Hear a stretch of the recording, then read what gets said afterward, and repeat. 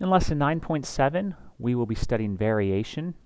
We study variation here in this chapter because we'll end up solving rational equations.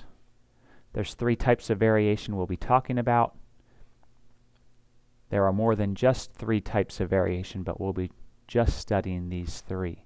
The first one is direct variation, and you'll see that as y varies directly as x, which in the equation form means y equals k times x, where k is a positive constant, and it's called the constant of variation. Varies directly means really as x increases, y will also increase. So it varies directly. Whatever the one does, the other one will do. The next type of variation is inverse. We'll read that as y varies inversely as x, or whatever variable that they put in there. This means that y equals k over x, so this is a rational equation, where k is still a positive constant and again called the constant of variation. Varies inversely as k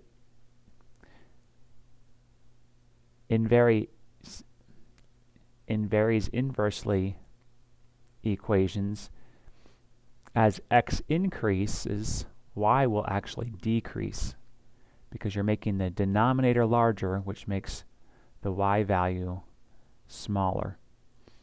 And then there's joint variation or combined variation. This means that some value varies with more than just one variable. It could vary directly or inversely. If it doesn't say directly or inversely, we assume it's directly, especially when we see joint variation. And this is a helpful hint. In general, directly means the variable.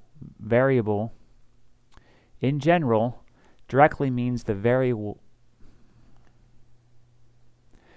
This is a helpful hint. In general, directly means the variable will be in the numerator and multiplied by k. And inversely means the variable will be in the denominator and will divide k. So we'll work through a few examples here to nail this down. The first two are pretty straightforward.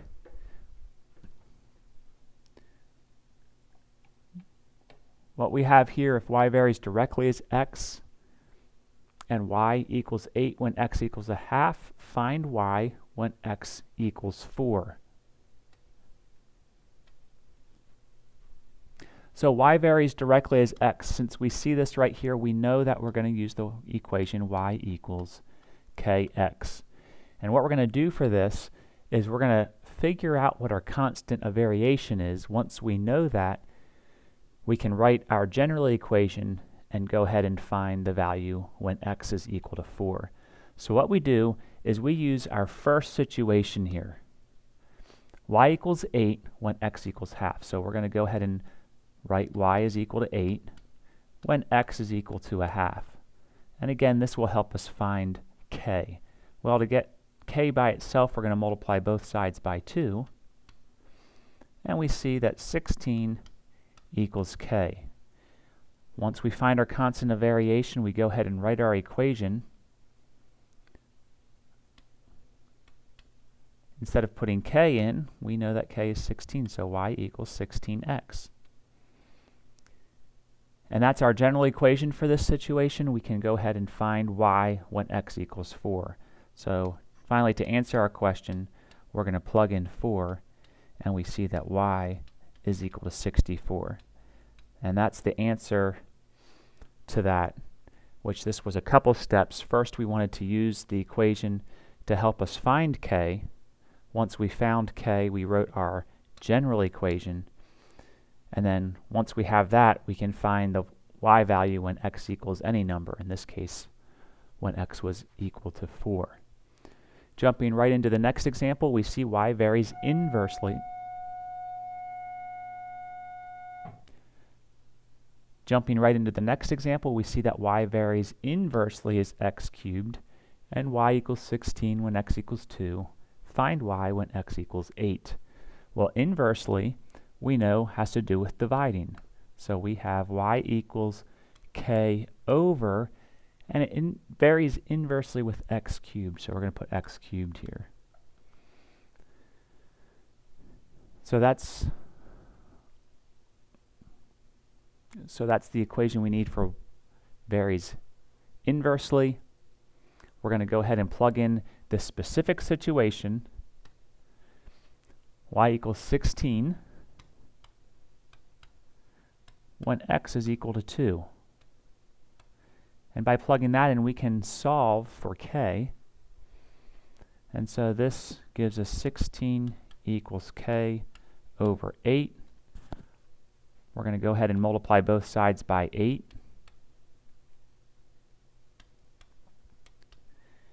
And we get k is 128. To finish solving this, we can go ahead and write our general equation now, y equals 128 over x cubed. And we can plug in the value to help us find y. So it says find y when x equals 8. So y equals 128 over 8 cubed.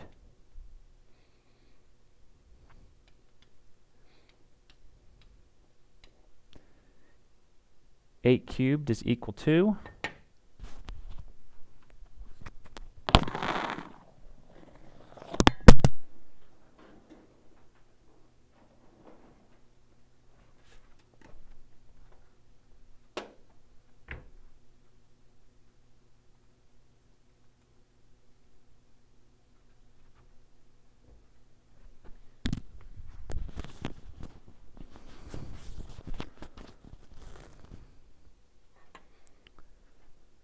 512. Now both of these are powers of 2, so I want to go ahead and reduce here.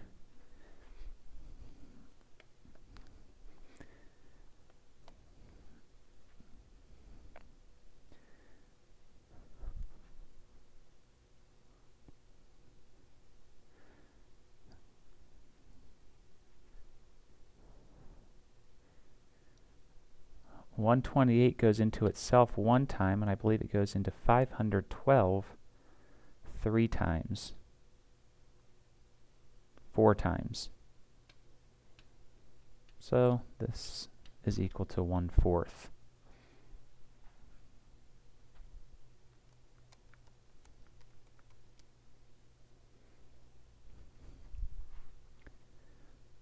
So y equals 1/4 is our answer.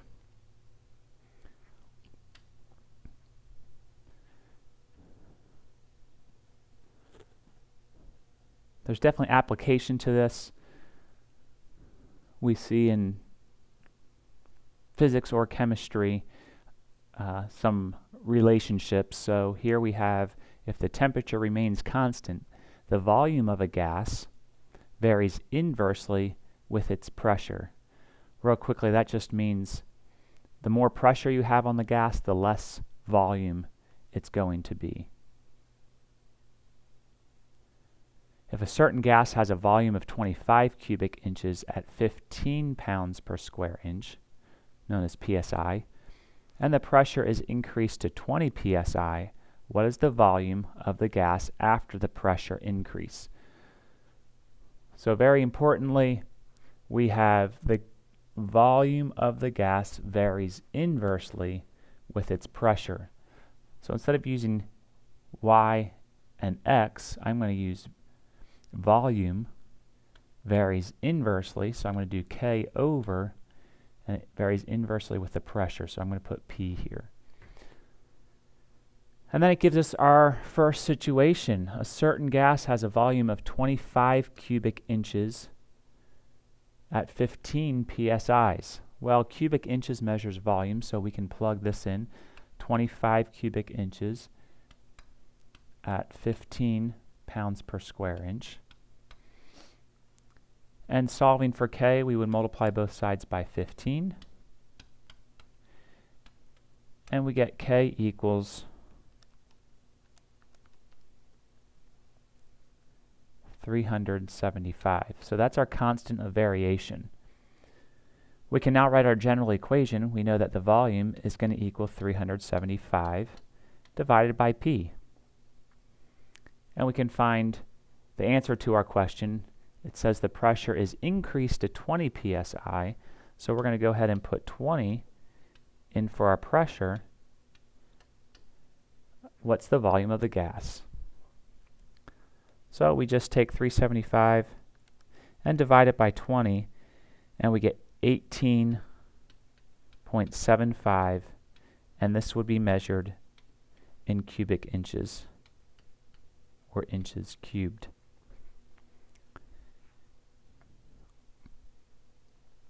And notice as we increased the pressure, the volume decreased.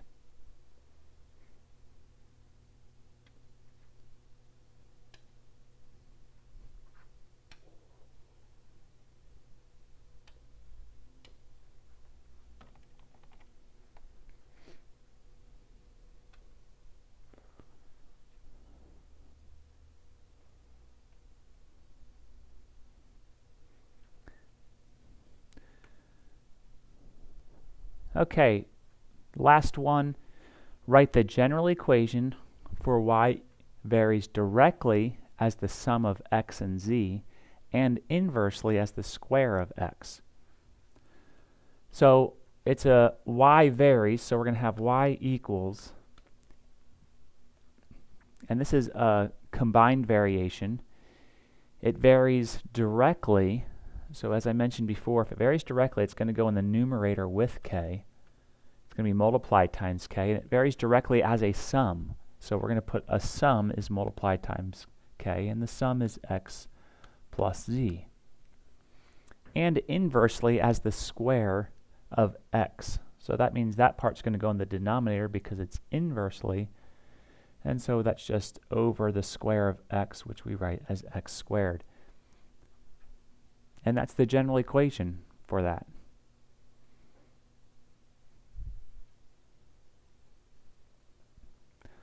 So those are variation problems.